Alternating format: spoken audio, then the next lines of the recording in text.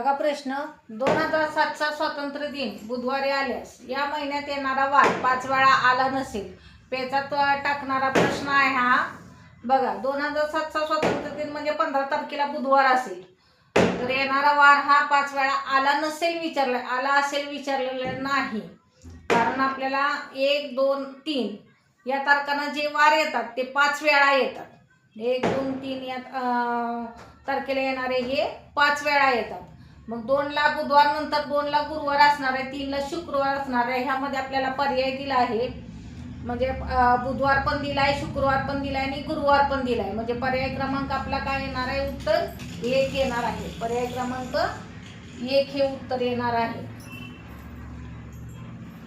Basic लक्षात आलं तर ही उत्तर प्रश्न सोडवायला खूप सोपं जाणार आहे. खूप सोप्या ट्रिकनं शिकवत आहे मी. बघा पुढचा प्रश्न,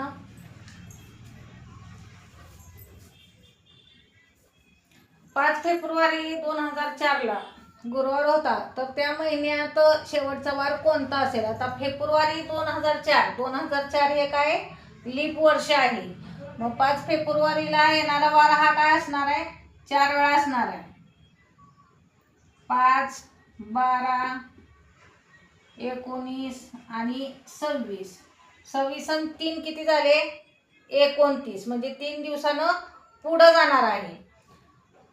मग कोणता वार येईल गुरुवार नंतर?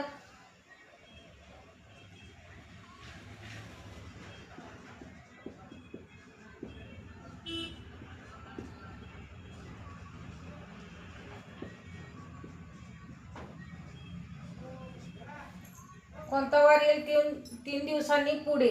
29 तारखेला कोणता वार येईल? गुरुवार नंतर शुक्रवार, शनिवार आणि रविवार. 3 दिवसानं पुढे म्हणजे कोणता वार येईल? रविवार येईल, कारण हे आहे लीप वर्ष. पुढचा प्रश्न बघूयात. बघा पुढचा प्रश्न, 12 मेला सोमवार आहे, तर 30 मेला कोणता वार विचारले.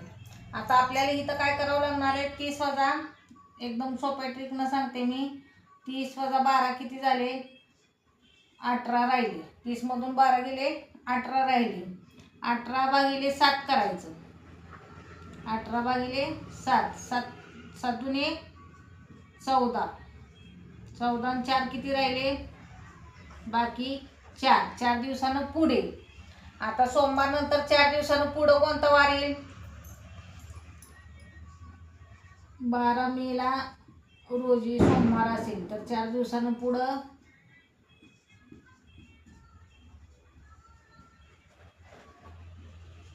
4 दिवसानं पुढं कोणता वार येईल? मग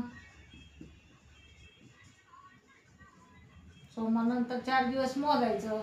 मंगळवार, बुधवार, गुरुवार आणि शुक्रवार. शुक्रवार येईल. एकदम सोप्या ट्रिकनं सांगितलं आहे, लक्षात ठेवा. समजत नसेल तर कमेंटमध्ये सांगा, मी पुन्हा एकदा सांगेन तुम्हाला. खूप सोप्या पद्धतीने सांगितलंय. व्हिडिओ आवडला असेल तर लाईक करा, शेअर करा, सबस्क्राईब करा. धन्यवाद.